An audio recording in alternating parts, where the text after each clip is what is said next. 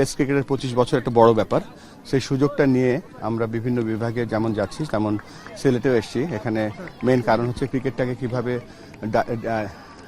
বিকেন্দ্রীকরণ করা যায়, প্রত্যেকটা উপজেলায় জেলায় সবাই যেন কিভাবে ক্রিকেটে ইনভলভ হতে পারে, কিভাবে এই টেস্ট ক্রিকেটের মাধ্যমে সবাইকে আমরা ক্রিকেটে ইনভলভ করতে পারি, এর মাধ্যমে কিভাবে আমরা প্রতিযোগিতামূলক ক্রিকেট সব জায়গায় চালু করতে পারি। কিছু ফান ক্রিকেট থাকবে, কিন্তু কমিউনিটি ক্রিকেট থাকবে, সাথে সাথে যেন আমরা কম্পিটিটিভ বা প্রতিযোগিতামূলক কীভাবে ক্রিকেট আরও চালু করতে পারি এবং ক্রিকেটের যে কালচারটা আছে সেই কালচারটা আমরা প্রত্যন্ত অঞ্চলে ছড়িয়ে দিতে চাই। ছড়িয়ে দিয়ে আমরা শুধুমাত্র ক্রিকেটার না, সবাই তো আর জাতীয় দলে খেলে না, আমরা ক্রিকেটের মাধ্যমে ভালো বাংলাদেশের নাগরিকও তৈরি করতে চাই। আচ্ছা, এই 25 বছরে বাংলাদেশ কতটুকু এগিয়ে আছে?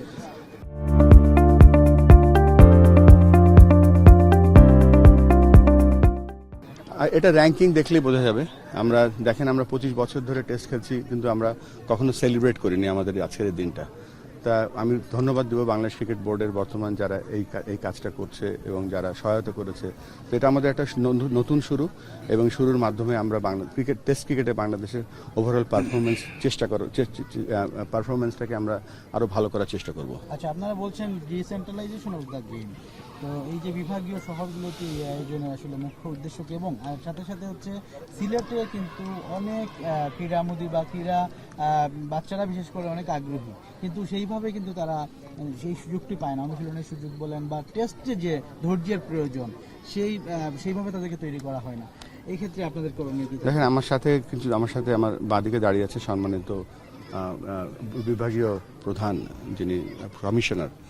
আমরা আমাদের সরকারের যে বিভিন্ন উইং বা ব্যুরোক্রেসিকে ইউজ করছি, বিকজ উইদাউট গভর্নমেন্ট সাপোর্ট আমরা কোথাও যেতে পারবো না। আপনারা জানেন বাংলাদেশ ক্রিকেট বোর্ড একটা স্বায়ত্তশাসিত সংস্থা, কিন্তু আমরা কাজ করি ন্যাশনাল স্পোর্টস কাউন্সিলের নিচে। তো এই কথাগুলোর কারণ হচ্ছে আমরা সকলকে নিয়ে ডিসেন্ট্রালাইজেশনটা করতে চাই। ডিসেন্ট্রালাইজেশন মানে এই না যে শুধুমাত্র আমরা পৌঁছাবো এবং খেলাবো, সাথে সাথে আমরা যাতে ভালো ক্রিকেটার তৈরি করতে পারি সেই লক্ষ্যে কোচদেরও ট্রেনিং করাবো, আম্পায়ারদেরও ট্রেনিং করাবো, এবং কিভাবে আমরা আরও ভালো ক্রিকেট উপহার দিতে পারি সেটাই আমাদের মূল লক্ষ্য। আচ্ছা, ওই লাস্ট যে টেস্ট বাংলাদেশ খেললো তার পারফরমেন্স নিয়ে আসলে আপনি কি বলছেন? আর শান্ত, তাইজুল, মুশফিক সবাই ভালো খেলেছে।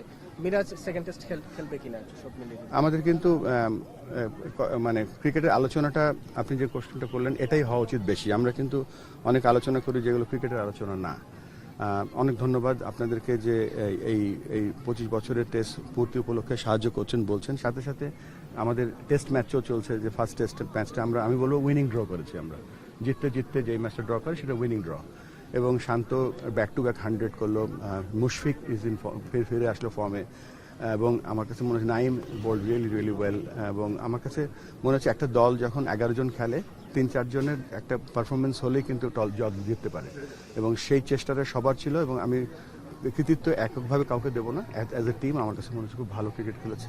এইটার ফলশ্রুতিতেই হয়তো আমরা নেক্সট টেস্টটাও হয়তো ভালো খেলবো এবং জেতার জন্যই খেলবো। সিলেটকে নিয়ে শেষ প্রশ্ন। আমরা জানি যে বিসিবি পরিচালক ছিলেন শফিউল আলম চৌধুরী নাদেল, সিলেটের উন্নয়নে আসলে ক্রিকেট উন্নয়নে কাজ করেছেন। তার জায়গায় আসলে বিসিবি কাকে ভাবছে, বা এই নিয়ে আসলে পরিকল্পনাটা কি? ডিসেন্ট্রালাইজেশনের কথা, ডিসেন্ট্রালাইজেশনটা আমরা তো উপজেলা, জেলায় এবং বিভাগে করব।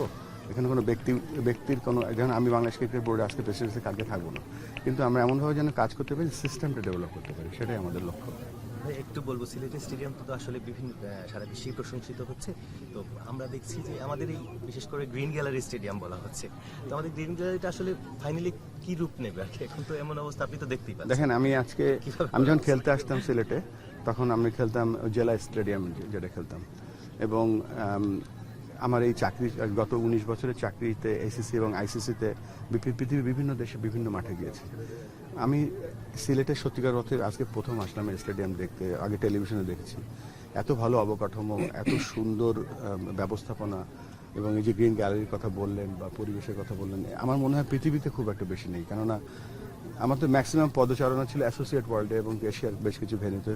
This is probably the best venue. আমার কাছে মনে হচ্ছে যে এত সুন্দর একটা ভেন্যু এখানে আছে, এবং সেটা আমরা কিভাবে আরো সুন্দর করে ইউজ করতে পারি সেটা আমাদের লক্ষ্য।